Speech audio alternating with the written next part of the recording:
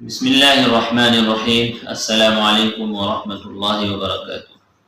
محترم بھائی بزرگوں، محرم الحرام کا مہینہ برکتوں کا مہینہ ہے، عظمت والا مہینہ ہے، قابل اکرام مہینہ ہے، لیکن کچھ چیزیں ایسی ہیں کہ اگر ان کو کیا جائے تو انسان اس کی حقیقی برکات سے محروم ہو جاتا ہے۔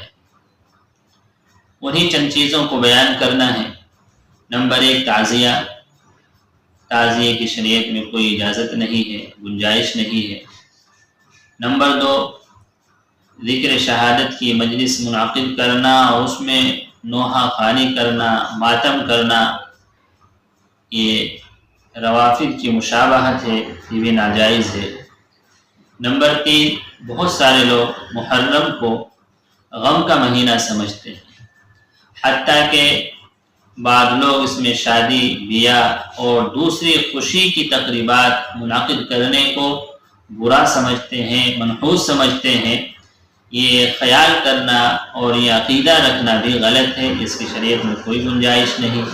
مثلا بعض لوگ اس کو منحوس سمجھ کر، رنج و الم کا مہینہ سمجھ کر کالا لباس پہنتے ہیں، عورتیں زیب و زینت بنا و سنگار چھوڑ دیتی ہے، اسی طرح نوحہ کرتے ہیں، ماتم کرتے ہیں، تو یہ خیال غلط ہے، اس کی شریعت میں کوئی اجازت نہیں ہے۔ اور نمبر 4، محرم کے مہینے میں شادی بیاہ کرنے کو لوگ بہت برا سمجھتے ہیں، خصوصاً محرم کے جو شروع کے 10 دن ہیں، ان 10 دنوں میں شادی بیاہ کرنے کو بعض لوگ حرام تک سمجھتے ہیں، لیکن یہ غلط ہے، اس لیے کہ یہ تو برکت والا مہینہ ہے، اور تو اس میں یہ خوشی کی تقریبات کیسے منحوس ہو سکتی ہیں؟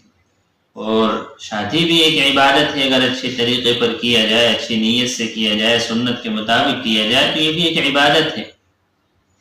لہذا اس مہینے میں شادی بیاہ کو منحوس سمجھنا اور شادی بیاہ کو اس مہینے میں برا سمجھنا یہ بھی غلط ہے، اس سے بچنا چاہیے۔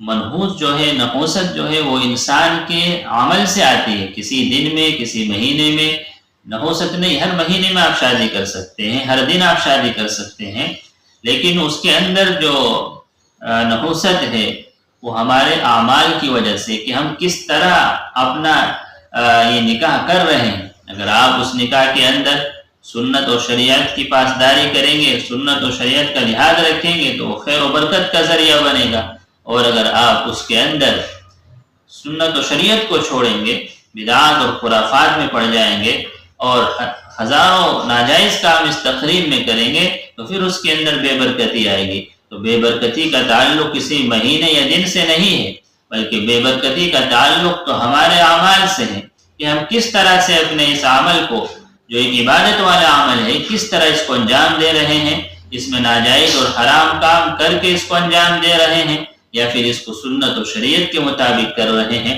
اگر یہ سنت و شریعت کے مطابق ہے تو خیر و برکت کا ذریعہ ہے، اور اگر سنت و شریعت کے خلاف کریں گے تو پھر بے برکتی ہوگی۔ تو بے برکتی کا تعلق مہینے اور دن سے نہیں ہے، بلکہ بے برکتی کا تعلق ہمارے اعمال سے ہے، لہذا یہ خیال کرنا بھی غلط ہے۔ نمبر 5، بعض لوگ اس مہینے میں حضرت سیدنا حسین رضی اللہ تعالی عنہ کے نام پر سبیل لگاتے ہیں، سبیل دیتے ہیں، اور وہ یہ سمجھتے ہیں کہ حضرت سیدنا حسین رضی اللہ تعالی عنہ بھوک اور پیاس کی حالت میں شہید ہوئے ہیں، تو ہمارا یہ پانی پلانا اور ہمارا یہ کھانا کھلانا یہ ان کو راحت پہنچائے گا اور ان کی پیاس بجھائے گا۔ یہ ایسا عقیدہ رکھنا غلط ہے، اس کی کوئی حقیقت نہیں ہے۔ اسی طرح بعض لوگ یہ تصور کرتے ہیں کہ 10 محرم کو کاروبار کرنا، 10 محرم میں تجارت کرنا، اس کی وجہ سے روزی میں تنگی آ جائے گی۔ 10 محرم میں تجارت کرنے کی وجہ سے روزی میں تنگی کا تصور رکھنا یہ بھی غلط ہے، شریعت میں اس کی کوئی اجازت نہیں ہے۔ اللہ تعالی ہمیں ان سب چیزوں سے بچنے کی توفیق عطا فرمائے۔